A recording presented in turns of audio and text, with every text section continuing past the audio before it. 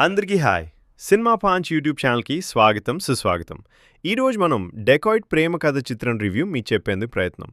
ఈ రివ్యూ విషయంలో ఎవరిని కించపరచాలని, ఇబ్బంది పెట్టాలని, తక్కువగా చేసి చూపించాలని ఉద్దేశం లేదు.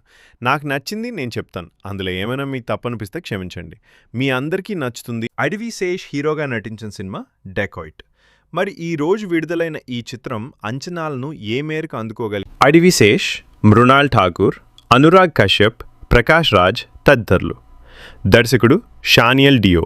Screen play Adivi Sesh. కథ అడవిశేష్. ఛాయాగ్రహణం ధనుష్ భాస్కర్. కూర్పు కోదాటి పవన్ కళ్యాణ్. సంగీతం భీమ్స్ సిసిరోలియో.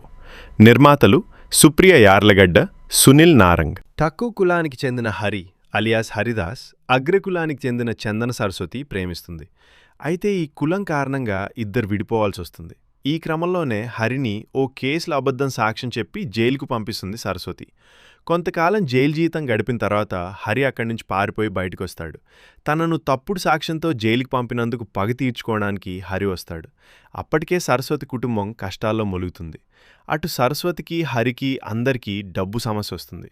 డబ్బు కోసం ఇద్దరు కలిసి ఏం చేశారు? హరిని సరస్వతి ఎందుకు జైలు పంపించవలసి వస్తుంది? తర్వాత సరస్వతి కోసం హరి ఏం చేశాడు అన్నది కథ. ప్రేమ కథలు ఇప్పుడు డిఫరెంట్గా ఉండాలని డైరెక్ట్ ఆలోచన విధానం ఉంటుంది. అయితే ఈ ప్రేమ కథల్ని ఎంత కొత్తగా చెప్పమనేది విజయానికి కీలక పాత్ర. ప్రేమ కథ విషయానికి వస్తే కొంతవరకు సక్సెస్ సాధించిందని చెప్పొచ్చు. ప్రేమకు కులం అడ్డు అనేది ఎప్పుడు ఉంటుంది.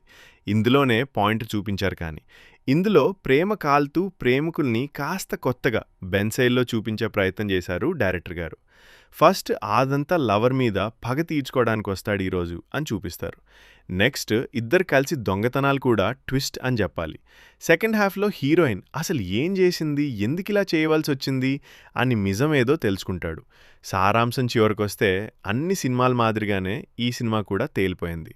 ఈ సినిమాలో కరోనా సమయంలో హాస్పిటల్ చేసే దొంగతనాలు వ్యవహరించిన తీరును మాత్రం బాగానే చూపించారు. ఆ పాయింట్ ఆఫ్ వ్యూలో ఈ సినిమా ప్రేక్షకులు మెప్పించింది అని చెప్పాలి.